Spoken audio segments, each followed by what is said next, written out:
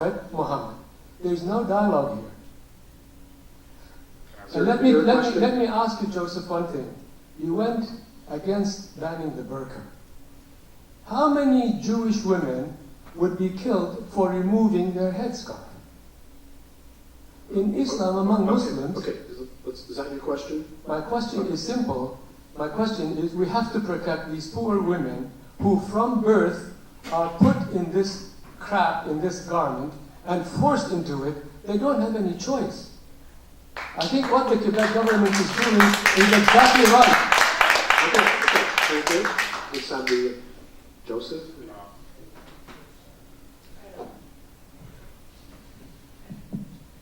So before I answer that, may I ask a question, sir?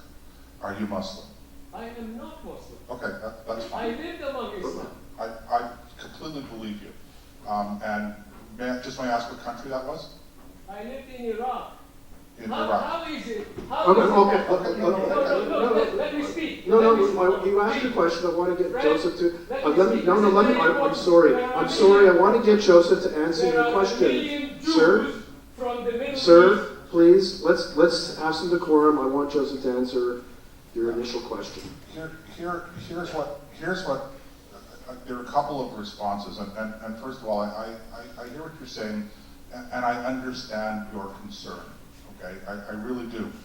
I guess my first observation would be, with respect to the burqa, is that the burqa in and of itself is irrelevant. If there's an oppression of women, that oppression of women, if that's a problem, that oppression will occur with or without the burqa. So it's a little bit like treating the symptom rather than the disease, to the degree that there's a disease. It's a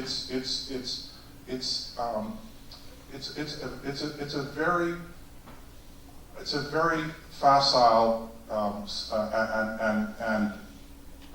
not very intelligent response to a very real issue that you yourself are raising. It's like saying I've never seen an example of this, but let's say that we have in a Catholic hospital in Quebec City, a Catholic nun who's a nurse who's refusing to treat a Muslim woman or a Jewish woman, okay, because she doesn't think that that's the right thing to do. So along comes the Quebec Charter of Values and says, well, we believe in tolerance, so we're going to ban that nun from wearing a crucifix or from showing her crucifix. That'll fix the problem. So what I'm saying is, I'm saying to you that the approach that they're taking is not very well thought out. It's based on a fundamental misunderstanding of what the problem is. It's a clash of values and beliefs. It's not a clash of codes of dress. So ultimately, banning the burqa is not going to make a bit of difference. That's the first thing. The second thing is, you will note that in most Muslim countries, women do not wear burqas.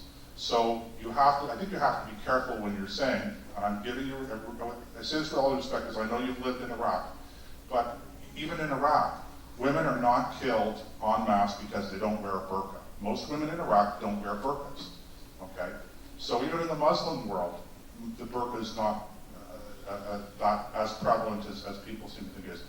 But here's the final thought, okay? And I'm speaking now as a member of the Jewish community with a history, okay? I'm always uncomfortable when I hear non-Muslims talking about what the Quran says and what it doesn't say, and what Muslim law says and doesn't say. I'm not saying that you don't have knowledge. I'm not saying everyone here is ignorant. But I do like to advise extreme caution, because in our history, and even today, we hear lots of accusations against us and what our books say based on a fundamental misunderstanding. And here's the best example that I'll give you, okay? We always hear talk, we was talking about this in Vancouver when we were in Vancouver in the spring. We always hear talk about an eye for an eye and a tooth for a tooth. We've all heard it. We all know this term in the Old Testament, in the Torah, the Chumash in Jewish tradition. And we always hear it referred to negatively. Oh, death penalty? We don't believe in Old Testament justice. We don't believe in an eye for an eye or a tooth for a tooth, that revenge. But the reality is it's never been interpreted that way in Jewish circles. And we're the ones that wrote the book, okay? It's always an eye for an eye and a tooth for a tooth has always, from day one, been a guide for civil courts in Jewish law to determine the value of monetary damages that are awarded when somebody is injured. When we say an eye for an eye, we say the court has to assess the monetary value of an eye to a person and then awards that monetary value in a civil case. That has always been the interpretation in Jewish law. Always, okay, unequivocally. But nobody understands that, and we hear people talk about it. So this is the thing, is it's very easy, and I think very dangerous, for us to base our opposition to certain things on our understanding of what Muslim law is, okay?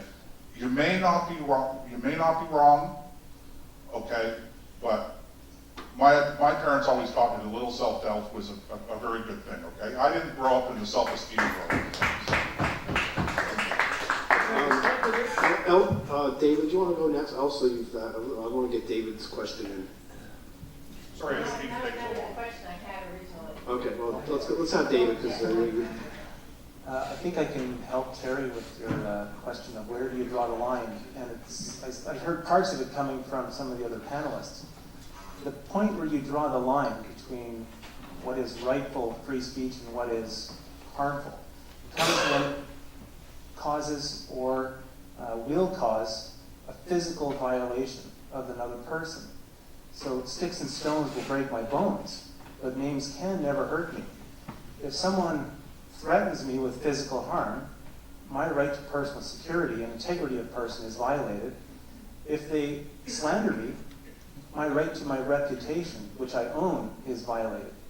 But if they say, "You're an idiot, Dave," I can say, well, that doesn't correspond with the facts of reality, so good luck proving that in court, unless they can prove it objectively in court. So it comes down to an objective interpretation of physical harm, or I guess you use the word incitement, something along that line. So I'd like perhaps some panelists' comments on that. Terry? Yeah, just briefly. Names will never hurt me. It's all very well and good for us to say that. We wonderful children of the Enlightenment. The only point that I was making, and it's actually a point that I think I have to insist on, is that the reality of the world in which we are living now. I want to get beyond this reductionist stuff a little bit and the oversimplification of the problem. And I don't want to make it too complicated. But the reality is that Jacob earlier brought up the question of Salman Rushdie, the publication of his books. What does one do? What does one do when one is possessed of the knowledge and a prisoner of the knowledge that if Salman publishes another book in which he said, he gives out of himself about Muhammad again, there will be line workers in printing plants for publishing companies whose lives we will be asking to be put at risk. Okay? And we are prisoners of that knowledge. It's foreknowledge. We know that if we say certain things, if we do certain things, if we publish certain kinds of texts, that under certain circumstances, we might be inviting global mayhem and bedlam and death and destruction. I'm just pointing that out. I'm not saying, well, we should shut up then. Far from it. I'm just making an observation. In that case, though, the government's proper role is to protect the people who would be Sure. subject to the harm, not to the person who said something that someone else might misinterpret and in turn cause physical violence. You can't just take it secondhand every way then. Dave, your point made me think of something.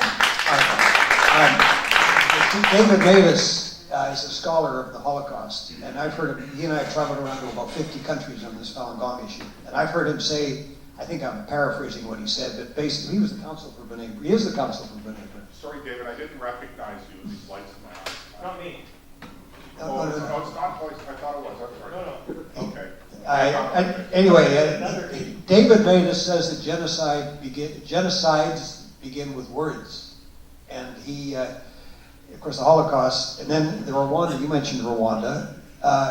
Some of you may not know that there was a radio station in Butare, which was their university, and it was called Radio des Mille Collines. And the people on that radio were using terms like cockroaches for the Tutsi community. And I think it's fair to say that the people who've studied genocides, it starts with words, with demonization, then you're subhuman. Believe me, the Falun Gong community's gone through this in China. Some of you may not know this. I met somebody from China recently, and she basically told us she thought the Falun Gong community ate their children. I mean, this is the kind of, but if you get this for 14 years on the state media and every day, all day, you're gonna get that stuff.